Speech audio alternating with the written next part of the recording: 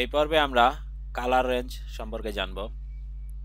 ফটোশপে selection করার জন্য অনেকগুলো টুল রয়েছে। আমাদের সিলেকশন করার অনেক সময় দরকার হয়, যেমন ব্যাকগ্রাউন্ড রিমুভ করার জন্য সিলেকশন তৈরি করতে হয়।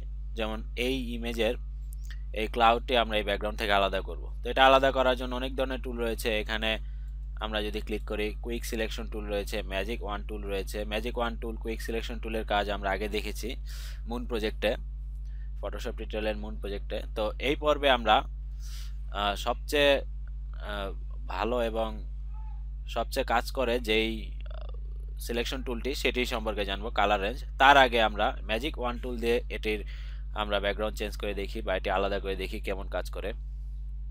এখানে বাই ডিফল্ট 32 দেয়া থাকে। ম্যাজিক ওয়ান টুলটি আমরা এখান থেকে সিলেক্ট করি। এখানে আমরা উপরের দিকে যদি তাকাই, এখানে টলারেন্স ভ্যালু 32 থাকবে, এন্টিএলিয়াস চেক থাকে, কন্টিগিয়াস এটাও চেক থাকে। এছাড়াও এখানে আরো কিছু অপশন রয়েছে, তবে পয়েন্ট স্যাম্পল এটি থাকাই ভালো। এরপর আমরা এখানে আমরা ক্লিক করে আমরা সিলেকশন তৈরি করি। এই যে সিলেকশন তৈরি হয়েছে। তো এখানে আমরা এই ক্লাউডটিও সিলেক্ট করতে চাই, সেজন্য আমরা শিফট চেপে আমরা যদি ক্লিক করি তাহলে পাশাপাশি দুটি সিলেকশন তৈরি হবে। শুধু তাই নয়, আমরা শিফট ক্লিক করে ইচ্ছা করলে এই সিলেকশনগুলো বড় ছোট করতে পারি। তো এভাবে আমরা ম্যাজিক ওয়ান টুল দিয়ে আমরা এটি সিলেক্ট করতে পারি। আমি কন্ট্রোল ডি চেপে এটি ডিসিলেক্ট করতে পারি। তো এই বিষয়গুলো আমরা আগে থেকেই জানি, আমরা আগেও দেখেছি। তো এই পর্বে আমরা একটু ঝালাই করে নিলাম এবং কালার রেঞ্জের সাথে আমরা এটা তুলনা করব। তো এখানে আমরা ক্লিক করি, শিফট ক্লিক। এটিতে আমাদের পুরোপুরি সিলেকশন হয়নি। এটি পুরোপুরি সিলেকশন হওয়ার জন্য, অর্থাৎ লুমিনেন্স যেন আরো বেশি সিলেক্ট করা যায়, হোয়াইট লুমিনেন্স যেন আরো বেশি সিলেক্ট করা যায়, সেই জন্য আমরা এখানে টলারেন্স ভ্যালু আমরা বাড়িয়ে 160 দিতে পারি। এখন এটি বাড়বে না, এটি পরবর্তী নেক্সট স্টেপে এটি বাড়বে। তাই আমরা কন্ট্রোল ডি চেপে আমরা ডিসিলেক্ট করি। এবার আমরা ক্লিক করি, দেখুন এক ক্লিকই পুরো ক্লাউডটি সিলেক্ট হয়ে গিয়েছে। আমরা শিফট ক্লিক করি, দুটি ক্লাউডই সিলেক্ট হয়ে গিয়েছে। এবার আমরা এটিকে ডুপ্লিকেট করব। কন্ট্রোল অল্ট জে যদি চাপি তাহলে ডুপ্লিকেট অপশনটি আসবে। অল্ট চাপার কারণ হচ্ছে এখানে এই লেয়ারের নাম এডিট করার অপশনটি আনার জন্য, যেটি আমরা এখন খুব সহজেই করতে পারি। ক্লাউডস দিলাম, তারপর ওকে। এই যে ব্যাকগ্রাউন্ডটি চলে আসলো, আমরা এটিকে উপরে নিয়ে যাই। এখানে আমরা রেড স্কাই নামে একটি গ্রেডিয়েন্ট ব্যবহার করেছি, যেন ওই ব্যাকগ্রাউন্ড থেকে আলাদা করে চেনা যায়। যেমন দেখুন, আলাদা ব্যাকগ্রাউন্ড মানে ওই আগের ব্যাকগ্রাউন্ড থেকে অন্য ব্যাকগ্রাউন্ডে নিয়ে আসার পর কেমন হতে পারে, সেই জন্য এই রেড স্কাই এই গ্রেডিয়েন্ট টুলটি ব্যবহার করা হয়েছে, গ্রেডিয়েন্টটি ব্যবহার করা হয়েছে।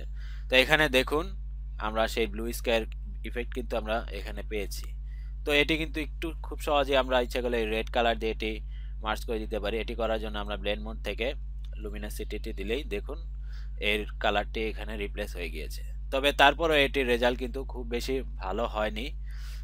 আমরা অন্য ব্যাকগ্রাউন্ডে যদি নেই তাহলে হয়তো এটি আরো ভালো মতো ধরা পড়বে। তো এবার আমরা কালার রেঞ্জ দিয়ে এই সিলেকশনটি করে দেখব কিভাবে এর চেয়ে আরো সুন্দর সিলেকশন তৈরি করা যায়। আমরা দেখব কালার রেঞ্জ টুলটি কোথায় থাকে। কালার রেঞ্জ টুলটি এখানে সিলেক্ট মেনুতে গেলে কালার রেঞ্জ নামে একটি অপশন পাবেন। এরকম একটি বক্স থাকবে। এখানে দেখুন কিছু অপশন রয়েছে। এটি অনেকটা ম্যাজিক ওয়ান টুলের মতোই, ক্লিক করলে এটি সিলেকশন তৈরি হয়। যেমন আমি যদি এখন যেই অংশটি আমরা ক্লিক করছি সেই সিলেকশনটি আমরা এখানে দেখতে পাচ্ছি, আর যেটি ডিসিলেক্ট সেটি ব্ল্যাক হয়ে আছে। তো আমরা ইচ্ছা করলে এখানেও শিফট ক্লিক করে আমরা এটি ম্যাজিক ওয়ান টুলের মতোই বাড়াতে পারি। শুধু তাই নয়, শিফট ক্লিক করে যদি আমরা এভাবে মুভ করি তাহলে আমরা কিন্তু এই সিলেকশন আমরা বৃদ্ধি করতে পারবো। এর বাইরেও আরো কিছু অপশন রয়েছে, যেমন ফাজিনেস। এটি অনেকটা ওই কালার ম্যাজিক ওয়ান টুলের টলারেন্সের মতো। এখানে আমরা যদি এই ফাজিনেসটি বাড়িয়ে দেই তাহলে দেখুন এটি সিলেকশন কিন্তু বৃদ্ধি পাচ্ছে। তো এখন আমরা এটি বাড়িয়ে আমরা 160 ভ্যালু দেই, তারপর আমরা ওকে দিই। দেখুন এটি কিন্তু সিলেকশন তৈরি হয়ে গিয়েছে এবং খুব সহজেই সাথে সাথে এটিও তৈরি হয়ে গিয়েছে। তো আমরা আবার কন্ট্রোল অল্ট জে চেপে আমরা ক্লাউডস নাম দেই। এবার এটিকে আমরা উপরে নিয়ে আসি এবং রেডিসকে অন করে দিই। মাছ বেটার সিলেকশন তৈরি হয়েছে। আমরা লুমিনিসিটি আমরা যদি এখানে করে দেই, তারপরে আমরা দুটির সাথে তুলনা করতে পারি। এটি হচ্ছে কালার রেঞ্জ দিয়ে সিলেকশন তৈরি করার ফলাফল এবং এটি হচ্ছে ম্যাজিক ওয়ান টুল দিয়ে সিলেকশন করার ফলাফল। তো আমরা এখানে তুলনা করলে দেখতে পাই এটির সিলেকশন খুব স্মুথ হয়েছে এবং তুলনামূলক সূক্ষ্ম হয়েছে। তবে আরও সূক্ষ্মভাবে করা যায় সেটি আমরা পরবর্তী টিউটোরিয়ালে আরও কিছু উদাহরণ দেখব এবং কিভাবে এগুলো সুন্দর করা যায় সেটি আমরা আরও দেখব। এর বাইরেও কালার টুলস, কালার রেঞ্জ নিয়ে আমরা একটু দেখি। এখানে আমরা সিলেক্ট মেনুতে গিয়ে কালার রেঞ্জে এখানে দেখুন আরেকটি অপশন রয়েছে লোকালাইজ কালার কাস্টার্স।